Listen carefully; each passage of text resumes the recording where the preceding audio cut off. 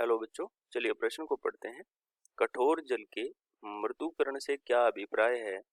अस्थायी कठोर जल को मृदु जल में किस प्रकार परिवर्तित किया जाता है? हमें बताना है कि कठोर जल को मृदु कैसे किया जाएगा।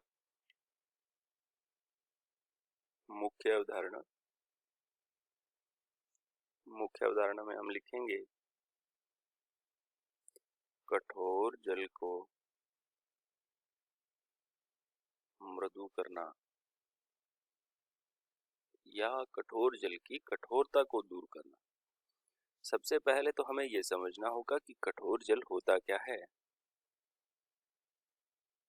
कठोर जल वो जल होता है जो साबुन के साथ आसानी से झाग नहीं देता है, या हम कहें कि कैल्शियम तथा मैग्नीशियम के कार्बोनेट, क्लोराइड तथा सल्फेट लवणों की उपस्थिति अगर किसी जल में है तो उसे हम कठोर जल कहते हैं। ये जो कठोर जल होते हैं ये दो तरह के होते हैं। एक तो इसकी जो कठोरता होती है वो स्थायी कठोरता होती है, और एक होता है अस्थायी कठोर जल। अस्थायी कठोर जल, तो ये जो अस्थायी कठोर जल होते हैं इनको फिर से शुद्ध जल में या मृदु जल में परिवर्तित किया जा सकता है। मृदु जल में परिवर्तित कर सकते हैं।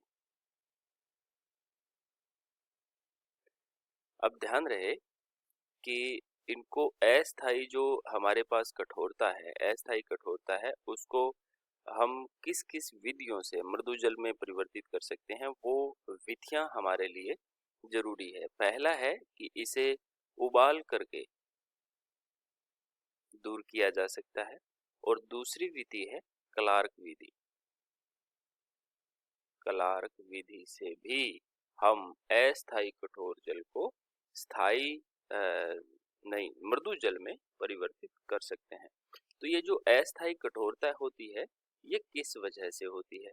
ये जो अस्थायी कठोरता होती है वो बाइकार्बोनेट की वजह से होती है। HCO3- आयन तथा Cl- आयन की वजह से ये जो अस्थायी कठोरता होती है वो उपस्थित होती है।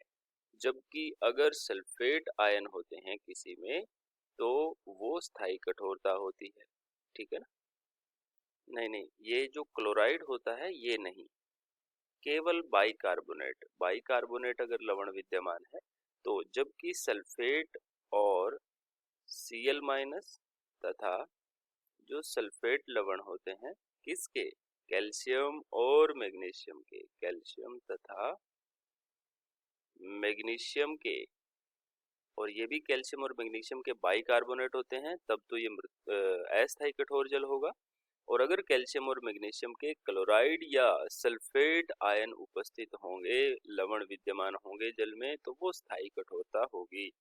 अस्थायी कठोरता को दो तरीके से दूर किया जा सकता है। पहला है उबालकर, दूसरा है क्लार्क विधि से। ठीक है, आशा करते हैं आपको समझ आया होगा। धन्यवाद।